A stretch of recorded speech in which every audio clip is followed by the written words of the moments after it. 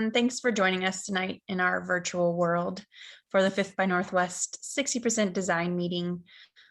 The screen in front of you gives you a few pointers on how to communicate with us throughout the presentation or during the question and answer period. So if you have a question or comment during the presentation, feel free to submit it in the chat box. During the question and answer period, if you want to raise your hand, we can call on you and then you can give your question to the general group. We try to keep it focused on general blueprint questions, and if you have a property specific one, put it in the chat. If you have any technical difficulties, let us know and we'll try to help you out.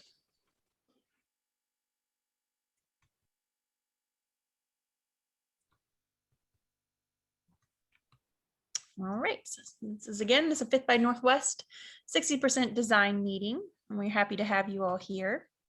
Today, we're going to be going over, first of all, just a refresher on Blueprint, just to remind you what it is we're trying to accomplish and how we're intending to do so. We're going to focus on green infrastructure and then go through some of the plans for your neighborhood. And we'll turn that over to the project managers to describe what's going to go on and the next steps that they'll be taking. And then, as we said, we'll have a question and answer period for you to raise general questions to the group. So we'll start with Blueprint 101, a brief refresher. So Blueprint is the City of Columbus's solution to solving sanitary sewer overflows. So what's going on is the rainwater that's falling is getting into our sanitary sewer system through cracks and holes in our pipes, in the sanitary pipes. And the sanitary system was not designed to carry both rainwater and sanitary water. So what happens is it overflows, and it either overflows into the river or the stream, or it backs up into our basements, neither of which is pleasant. So those are the two primary issues. So the sewer overflows into our river and the basement backups into from our floor drain into our basement. But also when rainwater is falling, it's picking up trash and oil and dirt and nutrients along as it flows down the street. And that's also getting carried into our rivers and streams through the storm sewers. So all of that dirt and everything on the road. So that's in general the issue. Our solution, and we have to have a solution because the APA put us under a consent order and said, Columbus, this is happening too often. You're having too many sanitary sewer overflows. You have to fix it. So our solution, we chose to go the route of innovative and green. People ask us often, why don't you just build bigger pipes so they can carry all of that sanitary water and the rainwater together? But we felt like that was just a band-aid to the problem, and we wanted to go to the source of the problem and fix it by investing in our existing infrastructure and sealing it up, fixing it like new, and also creating opportunities to improve the stormwater that does make it to the river and the stream. So we're doing this in routing water away from our house to the street and then treating it with green infrastructure before it gets to the rivers and streams. This way, we're improving our rivers and the water that we eventually will use again for drinking water. We're improving our neighborhoods and the local economy. So Blueprint uses teams, design engineers, construction workers, firms, inspection firms, and maintenance workers from Columbus, or at least Central Ohio. So we're investing in the local economy in that way and providing jobs. So Blueprint is a 30-year project, and we have 21 project areas, as you can see here. Probably noticed that most of these areas are older parts of Columbus, and that's mostly the reason we chose them, because that's where the infrastructure is old and it's cracking or it's made of clay and it's just not holding up, and it's allowing that rainwater to enter the sanitary sewer system. So Blueprint has 4 different parts or pillars: lateral lining, roof water redirection, sump pumps, and green infrastructure. We'll go through those pretty quickly here just as a refresher. The lateral lining is our answer to sealing up that sanitary system and preventing the rainwater from getting into it in the first place. So what we want to do is line the home sewer laterals with a waterproof material that fills in those cracks and holes and makes your pipe kind of like brand new. So it'll last for another 50 to 100 years. It improves the property value. It's a huge benefit to the homeowner, and it prevents that future root intrusion. So it's very strong, and it prevents not only water, but roots from getting in. Roof water redirection is how we're going to get that water that falls on your roof out to the street. So in the top picture here, you can see a lot of people's downspouts splash on a splash pad right near their foundation, and that can allow rainwater to pool around the house's foundation, seeping into the basement, into the floor drain, the foundation drain, or the lateral joint, which we don't want. So roof water redirection, part of our project, routes all those downspouts out to the street so that they can't have the water seeping in at that point. We try to tie it into green infrastructure as much as possible. And you can see in the bottom picture, that one goes all the way out to the curb. Sump pumps. So sump pumps are probably the most popular part of our program. All houses and duplexes that are in Blueprint active areas are eligible if they don't already have a sump pump. So what a sump pump's purpose is a lot of these older homes have foundation drains that are directly connected to the sanitary lateral, and that's allowing the rainwater to get in there again where we don't want it to be.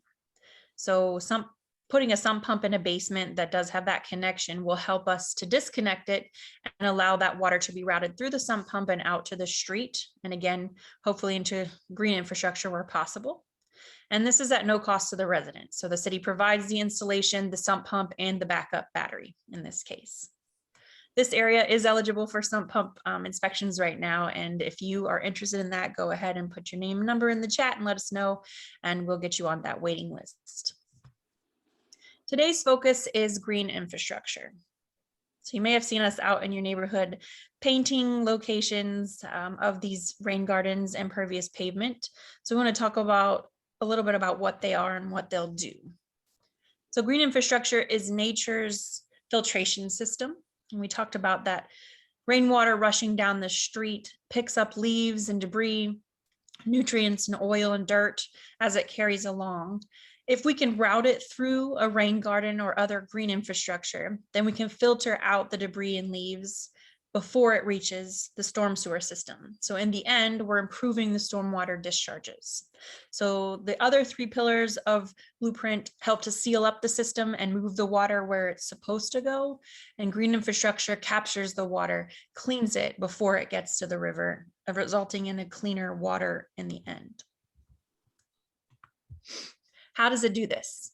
Well, green infrastructure is made up of layers. This is a cross section of a rain garden.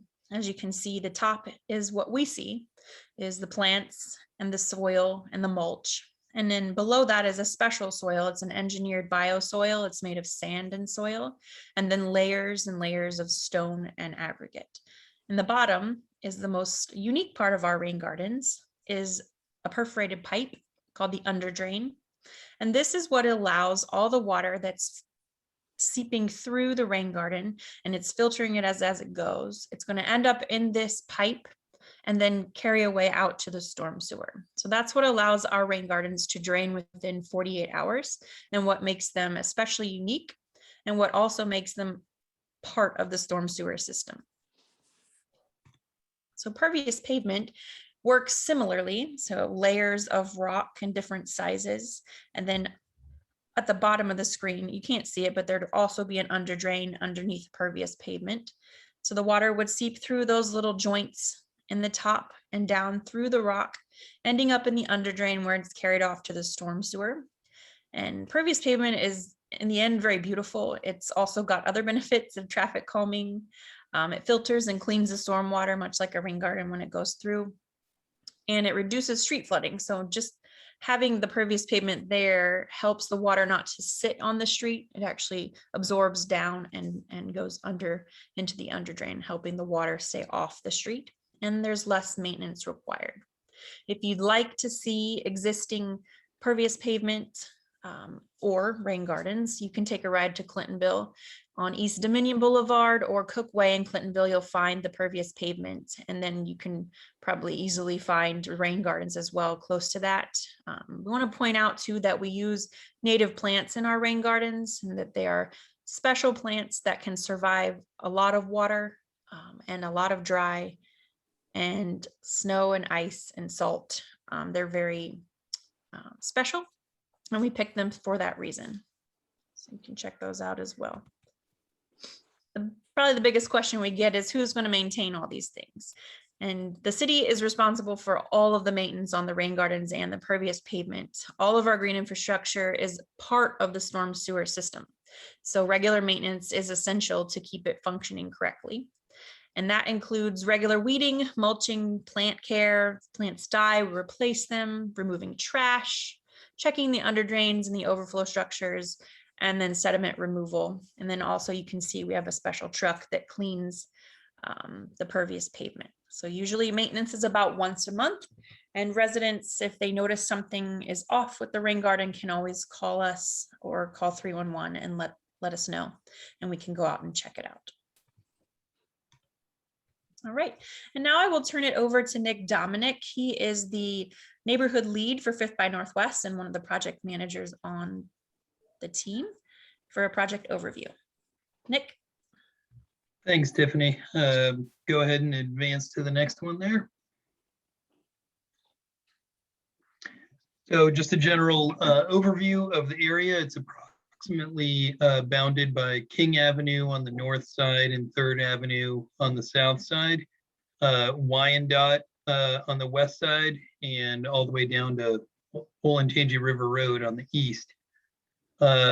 The project boundary is divided into 2 project areas by Northwest Boulevard.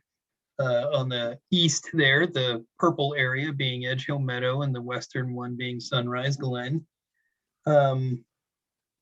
As anyone who lives in the area knows, the drainage or the runoff follows approximately the topography of the area, going from north to south and then running from west to east down to the river.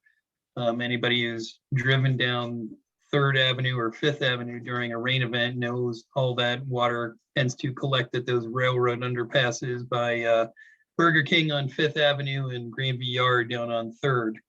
And accordingly, our sewers follow the same topography as well. So our main collector sewer for all of the sanitary flows coming from this area goes down 3rd Avenue and goes eventually through a siphon under the river. But that sanitary sewer is woefully undersized for the amount of rainfall that is entering the sewer, the cracks and holes that Tiffany showed in the video earlier.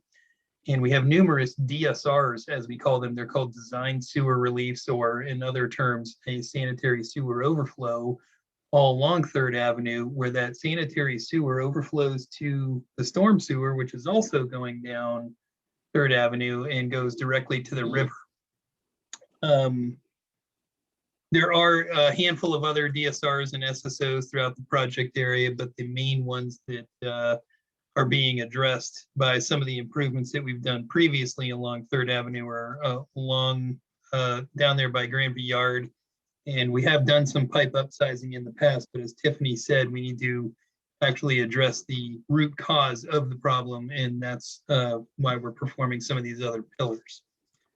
Go ahead and advance to the next one.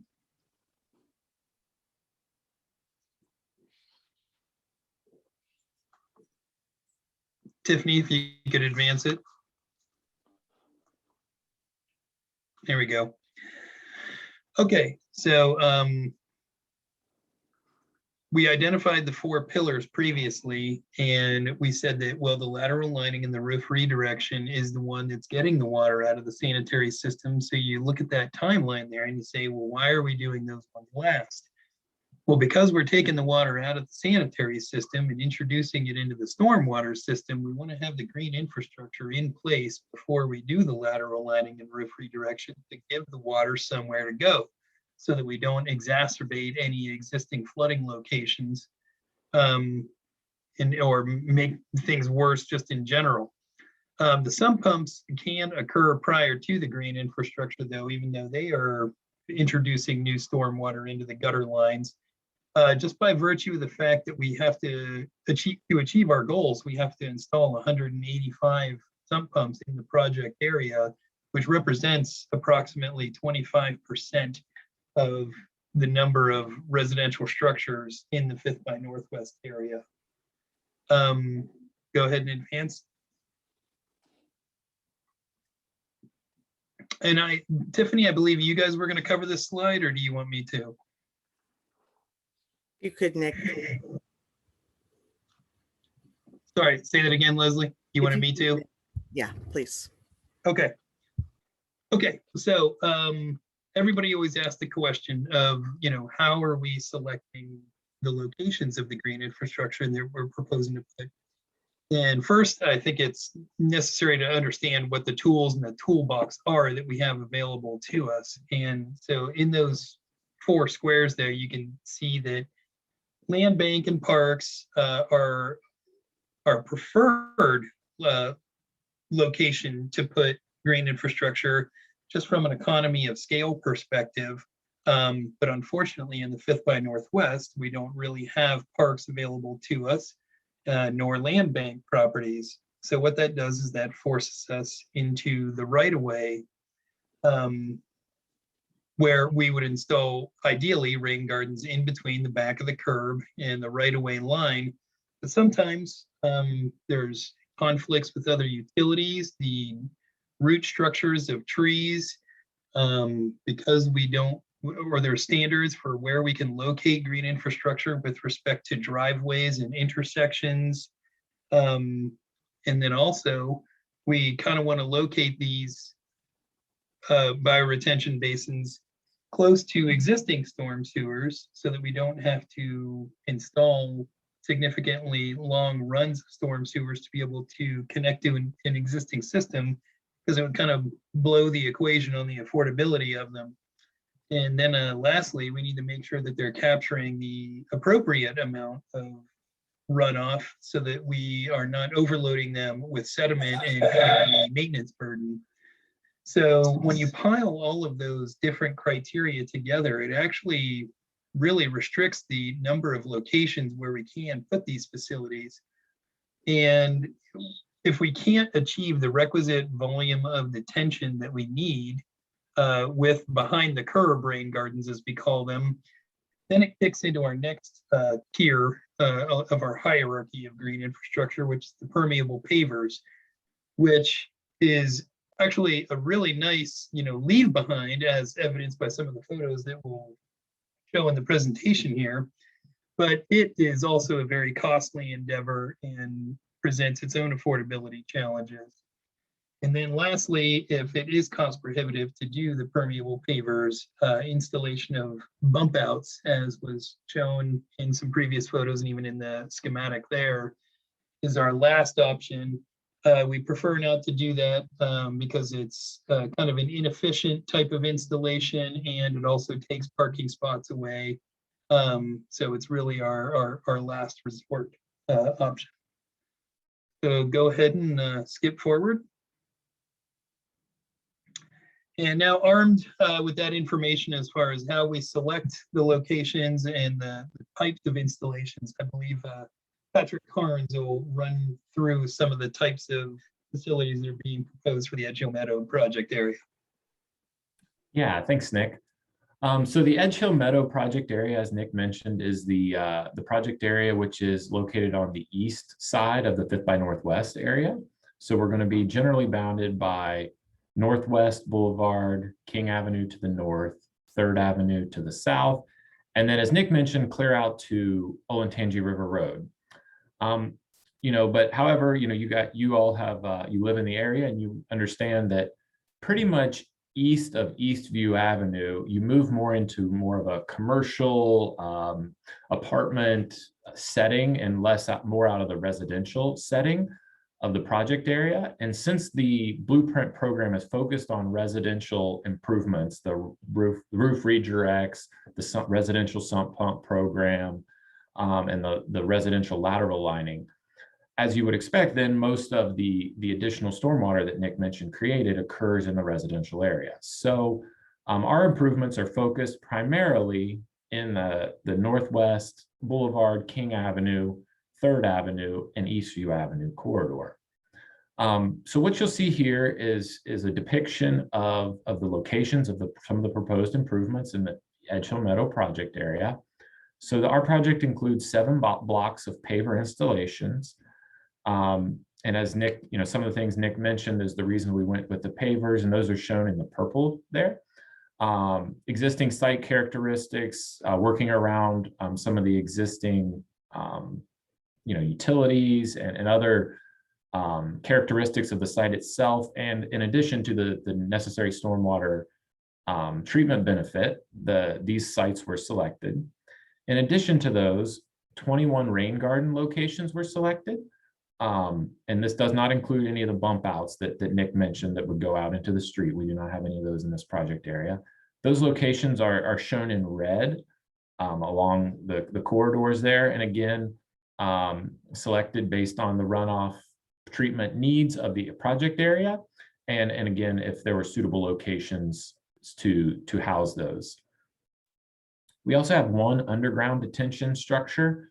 It'll be located on roughly on the corner of on King Avenue and Meadow.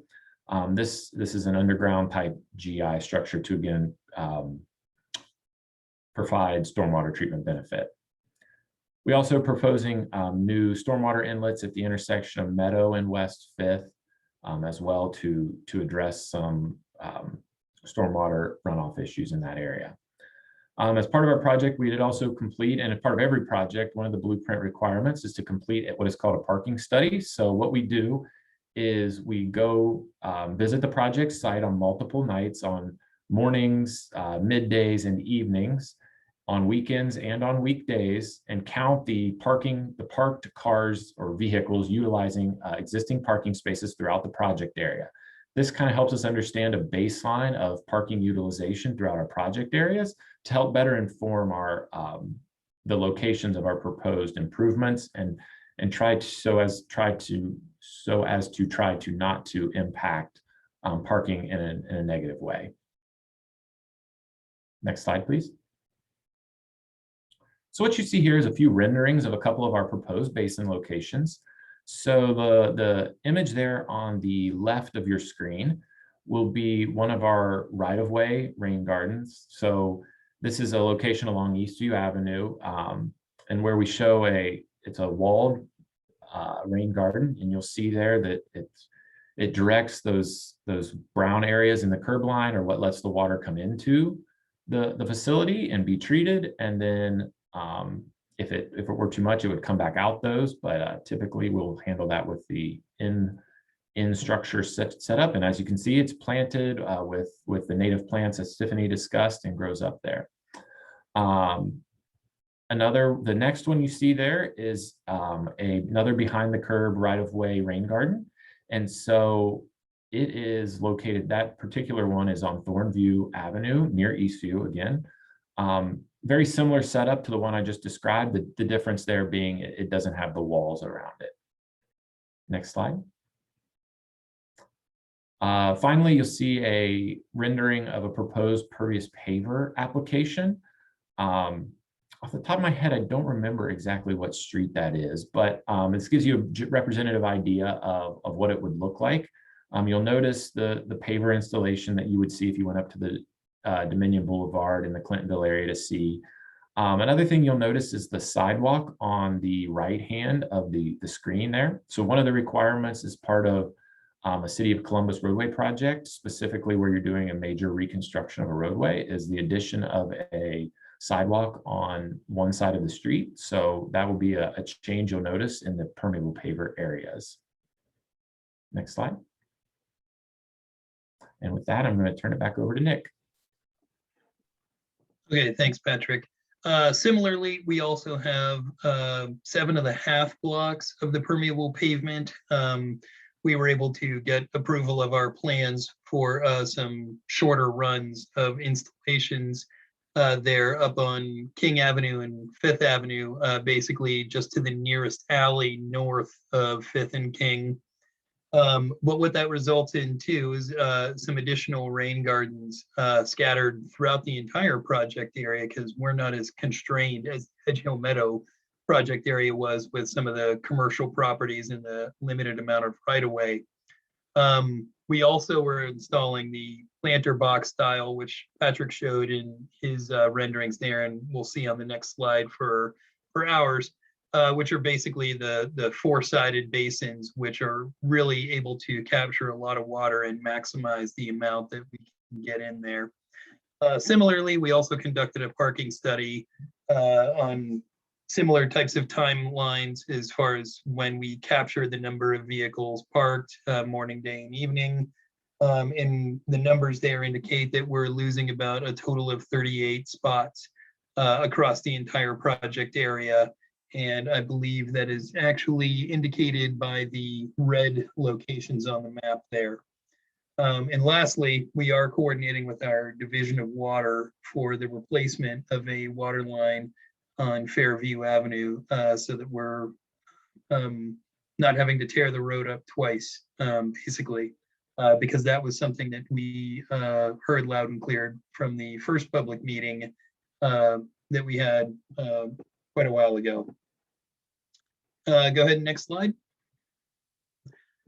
So in Sunrise Glen, the predominant styles of rain gardens that we're installing is the planter box one that I had mentioned before with the four-sided walls.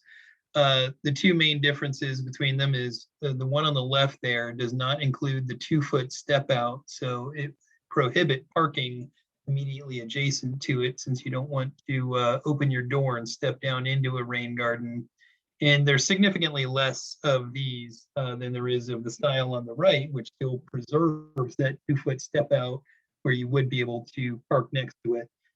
One of the other notable things about the one on the left too is that it shows us relocating the sidewalk around it where there's an existing sidewalk.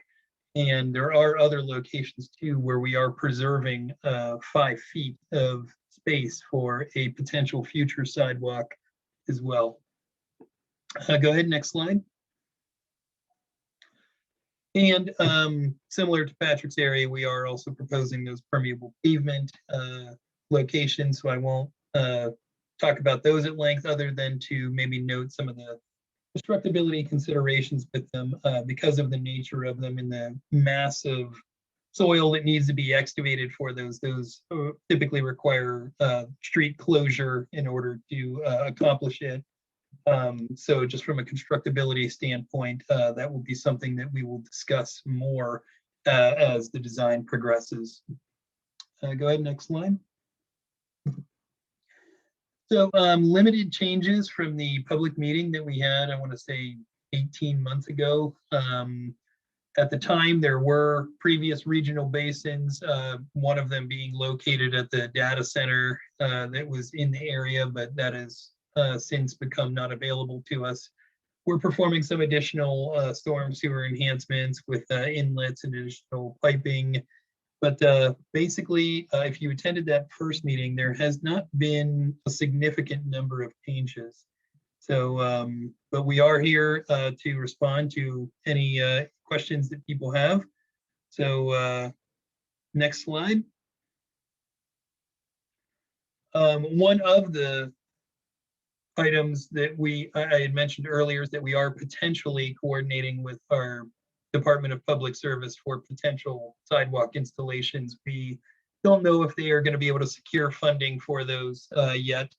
So we're still having a little bit of a question mark on that, but we hope to be able to collaborate with them on that. Additional constructability considerations when we're installing these rain gardens in the storm sewers, it does potentially require relocation of the water mains, which means that there will be very brief service interruptions while we're relocating those mains and service lines. And then, oh, that chat box is obscuring my screen. Hold on, I can't see the last 2 bullets. Okay, yeah, we're also trying to limit the amount of storm sewer construction that is required. And but sometimes, you know, we can't get around it, and we are going to wind up impacting the drip lines of trees. And you can see the replacement ratios that are required per the mayor's executive order regarding trees, and in conjunction with our Department of Rec and Parks Urban Forestry Master Plan for increasing canopy throughout the city. So even when we are, it's unavoidable that we have to cut down a tree, we are replacing them according to the ratios that can be seen there. Next slide. I believe I'll hand it back to Tiffany to talk about some of the upcoming milestones. Actually, here, Nick, I'll pick up from here. My name is Leslie Westerfeld. I am also part of the outreach team. And so basically where we're at here, so we had started our initial surveying and we had our 30% design meeting in 2018. So that's where we kind of shared our initial concept proposals to get feedback from residents. And now we are at our 60% design. And so I realize these milestones probably mean nothing to anybody except for us, but 60% design is really where we've identified those preferred locations. We've explored the constructability a little bit more, right? And so that usually results from coordination with other departments, particularly Department of Public Service, and then the different utilities. So we've been coordinating with them, and now we really want to make sure to hear back from the residents. And so the kind of feedback that we're looking for here is comments on, perhaps the design of the rain gardens. We are looking for feedback on locations. If you want to share with us information about where you're seeing street flooding or ponding and things like that, that is also welcome, particularly at this stage. We have done a lot of surveying in this neighborhood, but obviously the best surveyors in any neighborhood are the people that live there and see this stuff every day. So that is kind of the feedback that we're looking for right now. We also have done some outreach to the businesses as well, just because this impacts everybody, and particularly during the construction process. So we're going to take this feedback that we receive from the community and from the other departments, and then the design team will continue to add another layer of detail to their plans. So when we get to 90% design, that's really where, we will kind of take some feedback at that point. And obviously, we want to continue to talk to folks, but we're really nearing the end of that. And so we're kind of trying to wrap all of this up. At that stage is also where we like to request planting preferences from residents. So if you are located near a rain garden, then we will provide you with the planting palette that Tiffany referenced. So we do have pre-approved plants that can survive in these rain gardens, but we have a list of that. And so we like to allow property owners to, kind of let us know what their preferences are. If it can be some plants that kind of weave into your current aesthetic or, your current planting, that is always great. So, and then we're expecting to have shovels in the ground in 2023. Now, just a note, before we actually put shovels in the ground, we will have a public meeting with the contractor. So we call this our pre-construction meeting. There you will learn kind of their order of operations. So some contractors start and they do all of their storm sewer work first, or all of the water line first, and they do it in stages. Some prefer to kind of keep it tight by geographic area. So they'll do all of the work on one street before moving to the next. So once the contractor's on board, we can share more information about more, kind of the schedules that you can expect, what the work would look like, and then also have discussions specifically about how it impacts you. As Nick mentioned, the permeable pavers, while definitely have a lot of benefits and are very popular, the construction process for that is difficult and much more disruptive than the individual rain gardens.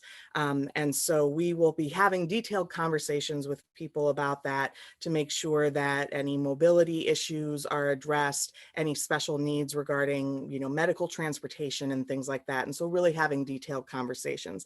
I say that because while you're thinking about the proposal that we are offering you right now, I want us to kind of keep in mind that the construction difficulties associated with any of this is temporary. And so right now we really want you to kind of be thinking long-term.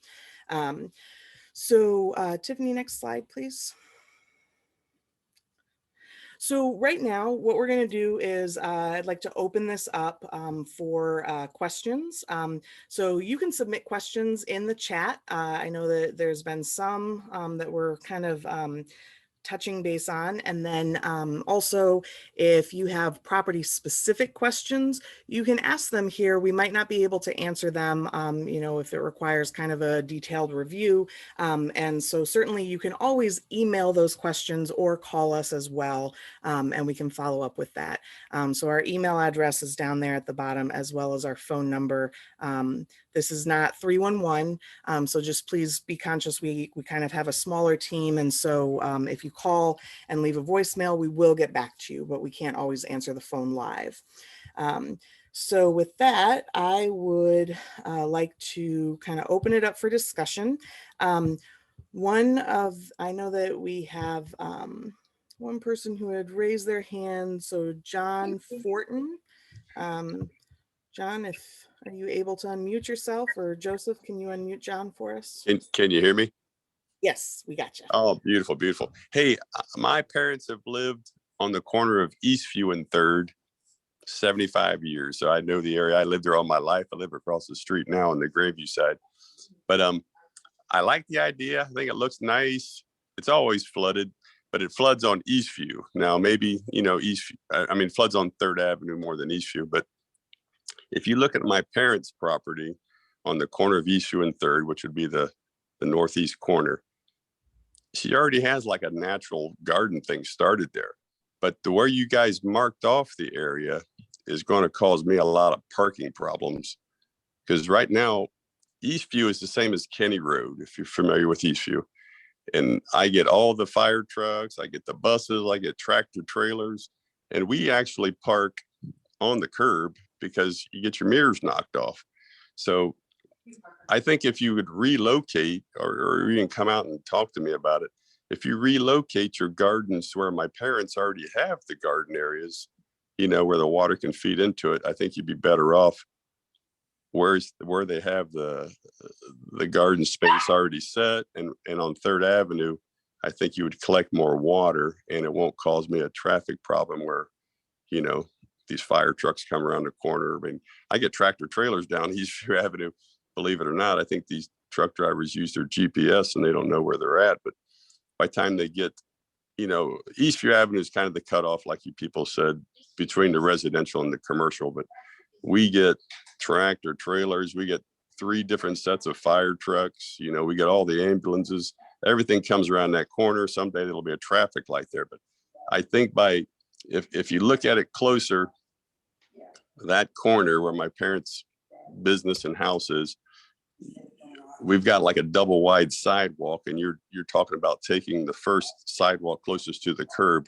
That's nice, but we park on that sidewalk just to avoid all this traffic. So if we can relocate these gardens to where my parents already have green space and along 3rd Avenue and along the corner of Eastview, closer to the corner, I think it'd be a lot better served and keep the traffic flowing a lot better, and, you know, and serve your purpose too. I don't know, how do I get in line to talk to someone about that? Yeah, absolutely. So, John, I've noted down your name, and so we will absolutely follow up with you if you. Oh, thank you. And so, you know, just as a note, this is a really good comment.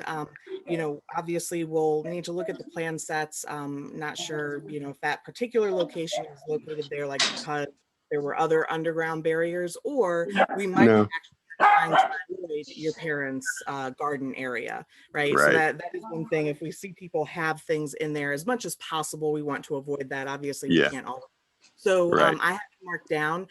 We will definitely circle back with you on that one. Okay. Oh, beautiful. So you don't need my phone number no more like that? Or If you'll you just could email me? send us your phone number in the chat, that would definitely make it easier. Okay. But we are public utilities, and so we typically know how to get a hold of you. Oh, But a okay. phone number is Excellent. definitely appreciated. Okay. Well, Thank you very much. no problem. Thank you. One question that had come through the chat that I had started to respond to, but let's just do it verbally here.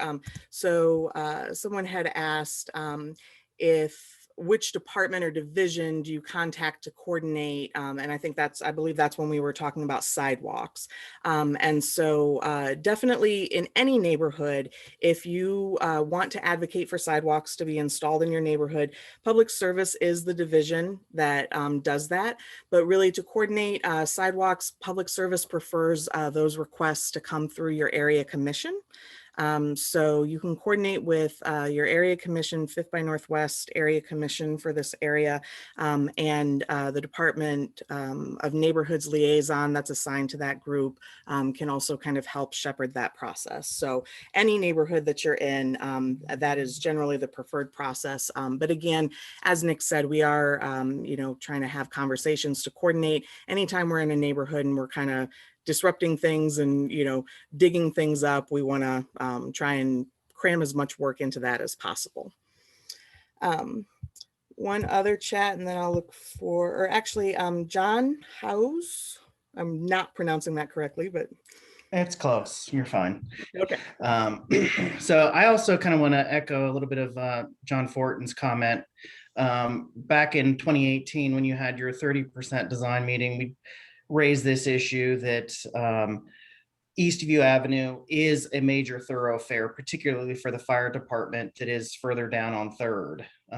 And just wanted to alert you guys to that, because from what I understood, the permeable pavement is not as durable as regular asphalt. And if you're going to have routine heavy tractor trucks going down on that north side of Eastview, that could be a concern. And I've heard other projects have had they've changed the plans because of that same thing, because of the level of traffic that's there. So that north section, I don't know if that changes anything, but there are a number of large tractor trucks and fire department vehicles that do go down through Eastview Avenue on a routine basis.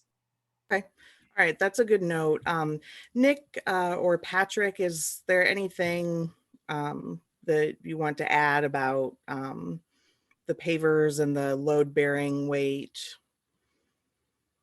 Hey, this is Nick. Yeah, I haven't looked at the actual structural design requirements for the permeable pavement in a little while, so I'd have to get back on that. Patrick might be more familiar with it off the top of his head. And another question. Really, I like in the areas that I have of several properties on Eastview Avenue, and I like that the rain gardens where they're at. I like that they're not going to be the bump out and take away from the parking. I think that's a really good addition.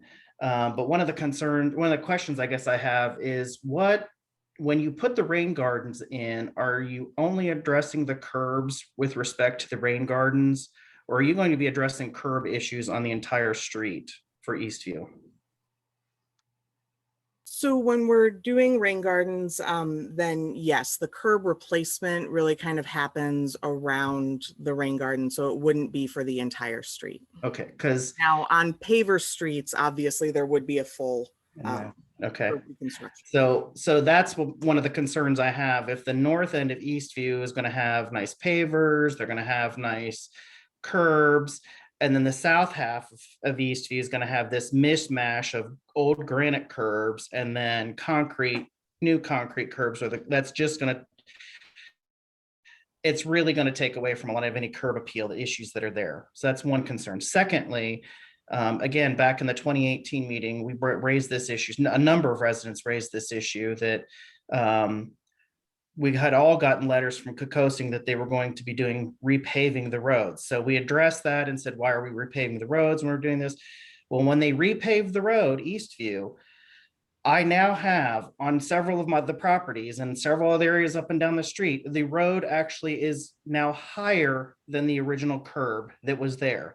And I have downspouts that are now below grade, and they are not in the areas that you're going to be addressing curbs or gardens. So I've got an issue with other curb issues and downspout areas on that property that, had this all would have been able to be coordinated together, could have been addressed in one fell swoop, instead of having to spend money on paving a road to now have to figure something else out. And I don't know why, when they paved the road, I mean, the road is higher than the curbs that are there. So none of that curb work was addressed at the time.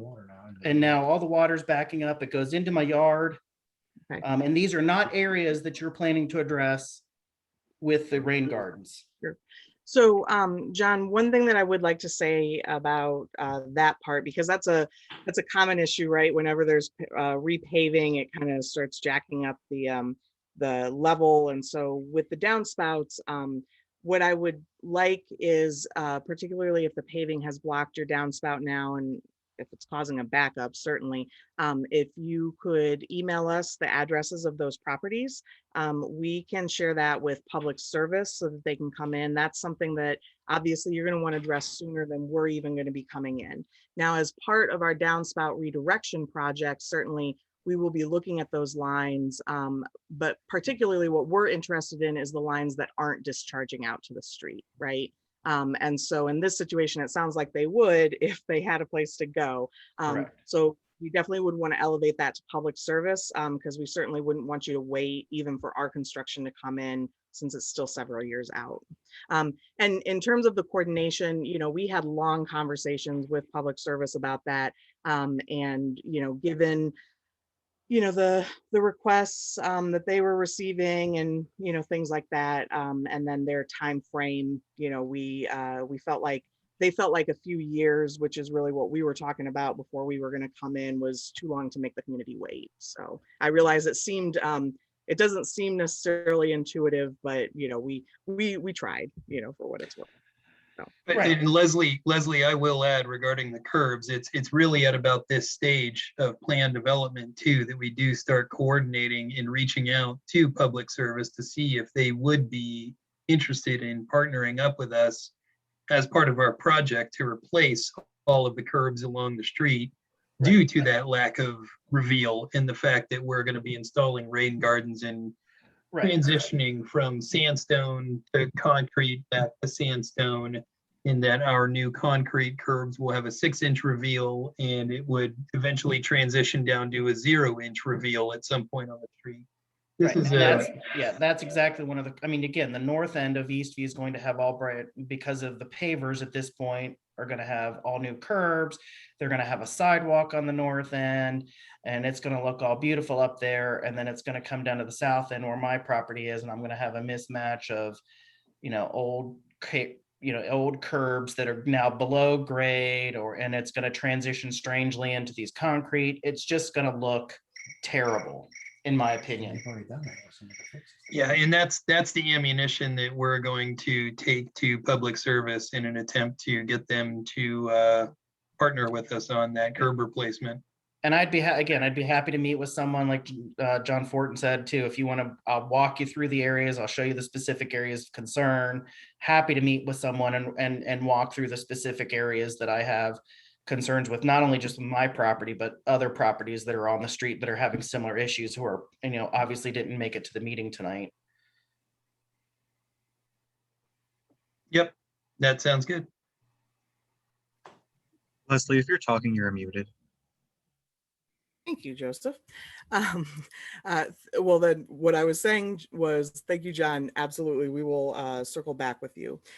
One very important question that has come in on the chat is, will tree protection zones be established for trees on private property, which would be impacted by excavation? The answer to this is yes. So obviously, we want to limit any impact to trees as much as possible. But in some situations, and particularly when we're talking about water lines and things like that, sometimes that is difficult. If we are taking away a tree, whether it's in the right of way in front of your house, or even if it's just in the right of way in front of your house, we will be having a conversation with you and identifying that specific tree inventory about which ones need to come down and which ones are going to be protected is part of this kind of next level of detailed design that the engineers will be working on. Private property trees in particular, those are your property, so we definitely need to coordinate with you on that. And so yes, there would be very strict tree protection zones. We also utilize arborists on this team to evaluate trees whenever we're considering taking them down or working around them, so that we can be sure that they are going to be protected. So, so just to address that, we will have more detailed information about trees certainly coming up in the next phase of design. And then another one that I want to do real quick is someone asked, can the pavers be snow plowed? And the answer to that is yes. So those pavers, the stones or the bricks have beveled edges so that they won't be catching those snow plows on there. Typically, we're not putting these on main thoroughfares or, significant ones. We try to avoid that, but yes, they can handle the snow plows and they can handle the salt. That's all right. You don't get a snowplow around here that much anyways. Yeah, Leslie, Leslie, I was going to tell you, I lived on Dayton for 10 years. It doesn't get plowed. Right. And one of the benefits of paver streets is, because that water is draining down, they're also not as subject to a freeze thaw cycle as much as like the brick roads that you see in German Village, for example. And so what we do typically see on those roads is less ice accumulation just because, that water has a flow. Joe Pellegrino, were you raising your hand? Yes, I was. Can you guys hear me? Yes, we can. Okay, great. Thank you. Thanks for doing this. I'm living on North Star Avenue, and I guess you guys were out this week. Kind of laying everything out. Mhm. And my comment is this would be a little more essential is where you have it there's an alley that runs just north of West 3rd Avenue. And there's a storm drain at the corner of West 3rd Avenue and North Star Avenue. The alley runs down alongside my property, and then it turns south to go to the storm drain. I think if you would move the rain garden, which is north of the alley, if you would move that south of the alley as it comes down the alley and heads south to the storm drain, I think that rain garden really soak up a lot of that water prior to the storm drain or sewer, whatever you guys are calling it. Talking with my neighbor also is from Fifth Avenue, West Fifth Avenue, heading south to that alley.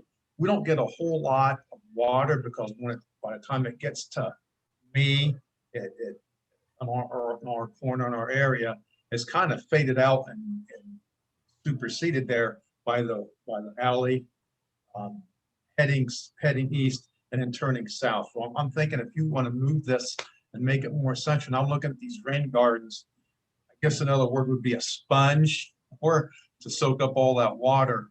It would alleviate all that water from going from the alley to the storm drain, and hopefully that soak all that up there.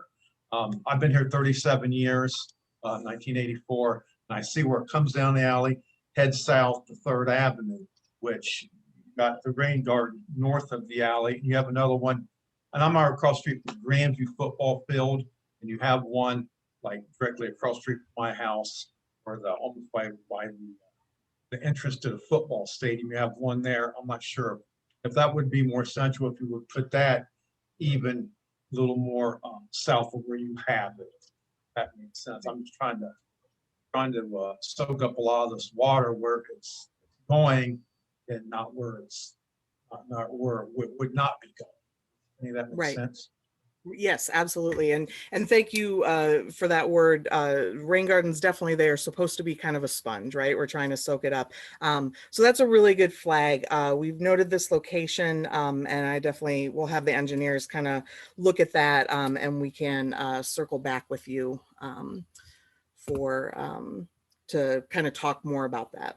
Okay, yeah, now I'm available. I'm retired, so I'm here all the time. So anytime you guys want to call me or whatever, if you need, I think you've got my. Perfect. Okay. I appreciate it. Thank you, guys. No, thank you.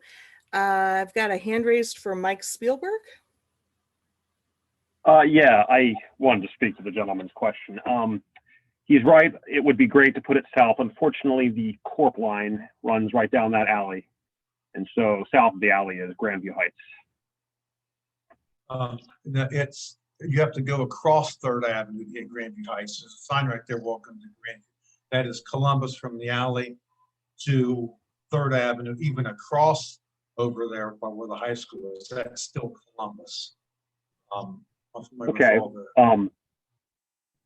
The information that I had from Columbus GIS showed it going down the alley. So that's definitely something to look into then. Right, yeah, no, I did verify that with, like I said, didn't mean to interrupt you, but yeah, that's, like I said, I've been here. So in other words, if somebody on the corner lot would call 911, you're gonna have Columbus would come, Grandview would come, and then Columbus would chase Grandview away, basically saying, this is our jurisdiction until you get south of Third Avenue, where there's like a little apartment building over there. That kind of starts Grandview, right across the street from the high school is. But all the way to Third Avenue, maybe 20 feet south of that on North Star, which turns into Oakland Avenue. So North Star Avenue and Oakland Avenue are the same street basically. But the alley is Columbus, storm drain, south of that is Columbus. And then even when you cross over Third Avenue, you've got maybe a 20 or 30 foot part right there. There's even a sign that says, welcome to Grandview, the friendly little city. Okay. All right. but Yeah, they- we'll look into that. This is a good note, though, particularly in this area, you know, with Grandview Heights. So keeping in mind, I mean, to Mike Spielberg's point, who's on the design team for Sunrise Glen, that there are these kind of, as Joe was describing, right, these kind of like wonky boundaries between City of Columbus and Grandview Heights. And because we are you know, Columbus Public Utilities, and we're getting that money from the ratepayers, we do have those kind of tight lines that we have to stay in, not only actually just because of the different cities, but then also because of our sewer shed lines, right? So when you're looking at these project boundaries and you're like, why would they do that? And this doesn't match up with the neighborhood. It's very much about what's happening underground there, and then also those corporate limits. Here's an interesting question in the chat, and I'm not sure which project team this goes to.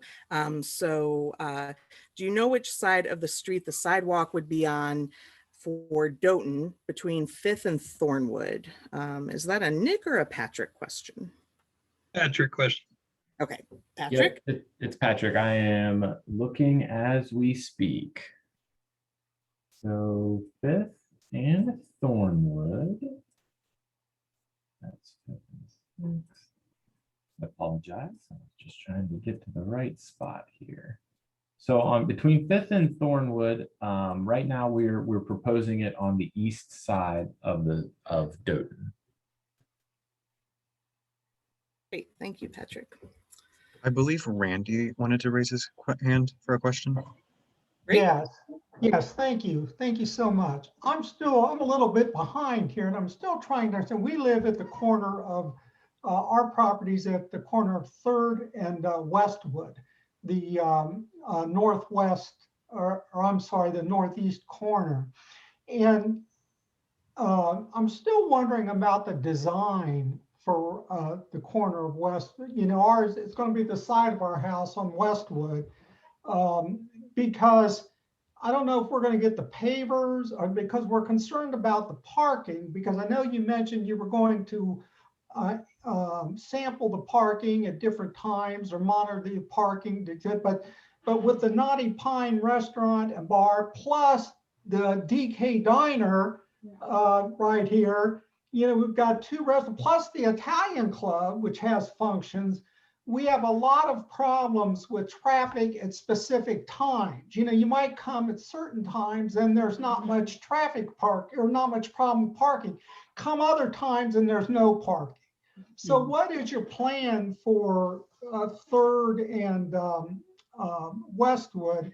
That's one question. The only other question I've got is that you've seem to be planning it for both, one for each side of the street, one on the northwest corner, one on the northeast corner.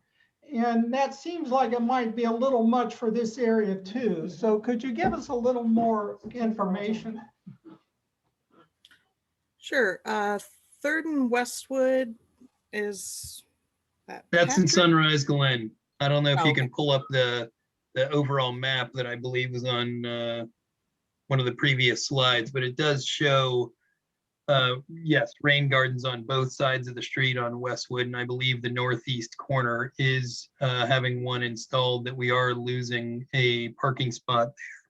Yeah, the lower left corner, right there. So we actually have, two red ones there where we're losing a parking spot on either side of the street. Well, I think that's gonna be awfully tough because with the Knotty Pine right there, and like I say, the D people park there from the DK Diner as well, plus the Italian Club, you've got three, and it makes parking awful congested at times, awfully congested. And I think you ought to take that into consideration. I really do. So, and that was definitely, I mean, as we were walking in the neighborhood and putting up these signs, we were able to have some conversations, and that definitely came up, certainly with Knotty Pines, and then also the Woodlands was another area that was identified where, parking can get really, really tight, particularly when they have those events. So that information right now is duly noted. I don't think we can give you kind of an answer on how we're going to fix that right now, but that is the kind of feedback that we're looking for at this stage. Okay, because that's maybe you might consider the pavers. I don't know, where you wouldn't interfere with I don't know. I'm just. Yeah. We need to chew on that one a little bit more, because again, we don't want to restrict parking as much as possible, but there's limited space in this neighborhood, and so we're trying to maximize as much as we can, but definitely recognizing that those businesses are kind of spilling over into those residential neighborhoods. Right. So yeah, that's thank you for that comment. Definitely, kind of can join in with the other ones that we were hearing, and so we'll think about that and kind of come back. Okay, thank you. So one question that just came up in the chat. So is there a reason that Glen Avenue between 3rd and 5th is not receiving any rain gardens? So that's a Michael Spielberg question. And Michael, obviously, I mean, but in general, I'm assuming that means that we weren't noting kind of any points of interest on that street or any kind of flooding that we were concerned about making worse. I think it was more there's no good sites. I think if I recall, there's a lot of large trees on that road, and that ate up most of the right of way. So yeah, just the constraints led to there not being one there. All right, let's see. And other outreach team, am I missing people? I don't see any more hands raised. I don't see any other questions either. I was just going to say, if since we're at about 7 o'clock now, if we could at least go back to the last slide just to make sure everybody here has our contact information. Yes, So if there are any further questions, they can reach out to us and we can get back to you, especially with very specific questions towards things impacting your properties. Thank you for that. So, so as we're kind of wrapping up here, definitely you can stay in touch with us. You can go to our website. So we have the city website, but we also have a neighborhood site set up specifically for residents that are in these active blueprint areas. So if you go to blueprintneighborhoods.com/contact us, you can sign up to receive updates about 5th by Northwest directly to your email. You can also always contact us. We want to answer your questions. We want to hear your feedback. And so you can email us, you can call us, you can visit us on social media, any of those things. Please make sure that we've kind of got this conversation going. We will also post the recording of this meeting, as well as the notes from the chat and things that we've discussed. We will post those on the 5th by Northwest page that is part of the Blueprint Neighborhood site, and we'll email something out and then also put something on social media so that any neighbors that weren't able to come can still receive this information. And then again, just because you weren't here, this is not your only time to talk to us, right? So we will be having this conversation certainly for a while. All right, any other questions before we wrap up? One new message. Okay, so this question was, what year is the pervious pavement going in?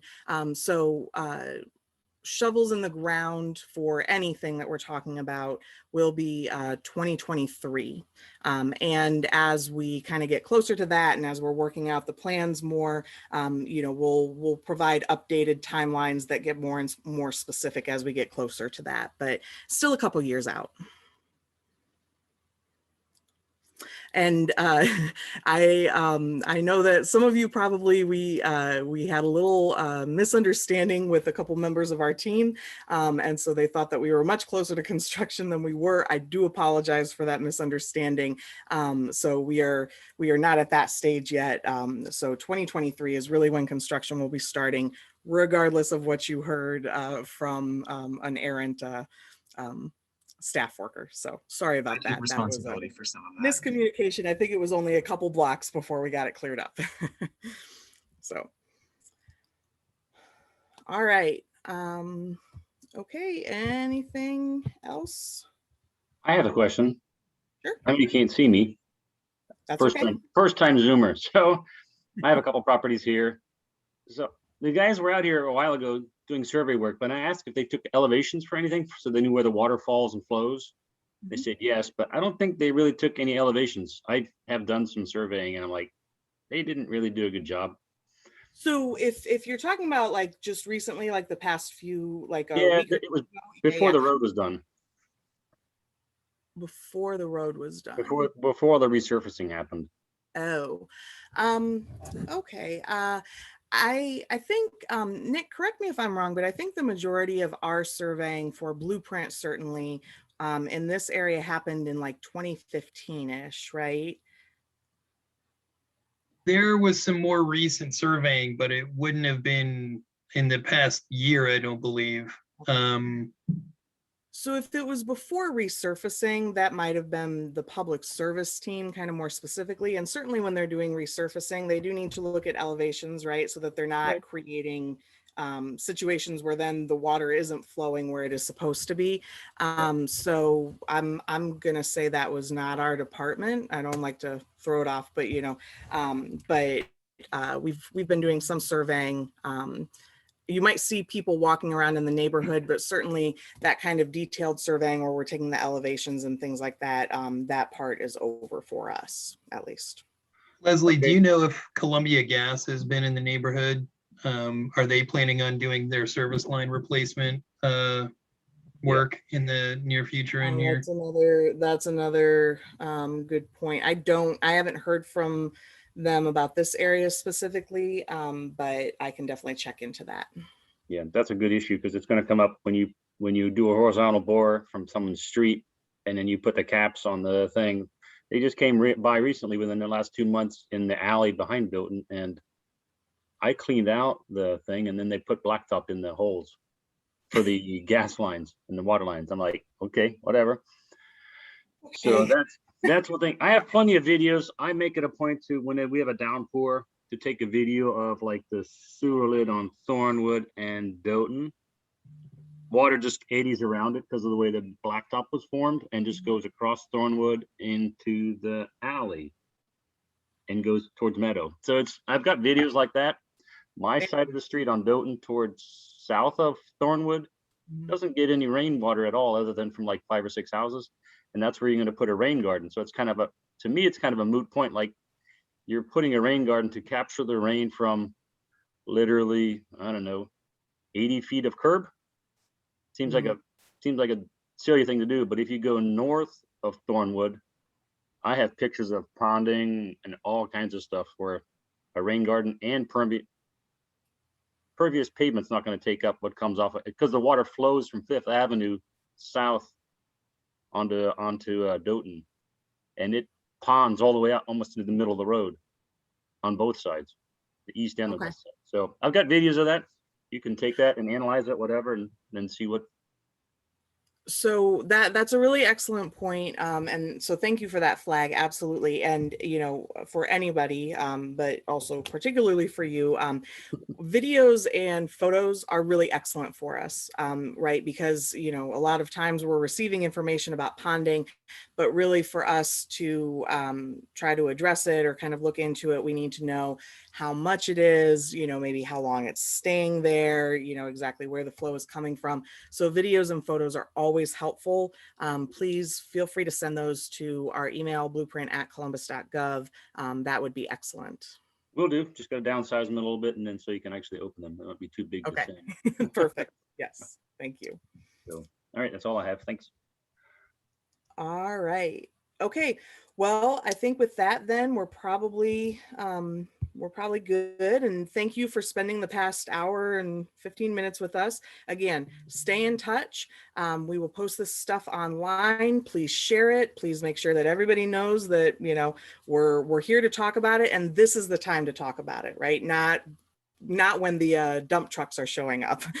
So we're really hoping to get as much feedback as we can this year and early into next year. So thank you so much. And definitely have some follow-up items here. Thank you for those that shared the stuff in the chat. And then my final plug is, don't forget our voluntary sump pump program. We're going to start pulling people off of the waiting list for that later this year. And so if you even think that you are interested in having a sump pump, even if you're just kind of on the fence and you're not sure, by signing up for us and going on the waiting list, essentially what we do is we come out, we look at your property, we say, okay, this is what's going to be involved in that. And at that point in time, you can say, okay, great, go ahead and proceed with the installation. Or you can say, ooh, I don't want that anymore. And we will just go away. So basically there's no risk in at least exploring it. So please let us know if you're interested, if your home does not have a sump pump. So. All right, everyone. Thank you so much. Have a great rest of your evening. The sun is out, and we will talk to you again soon.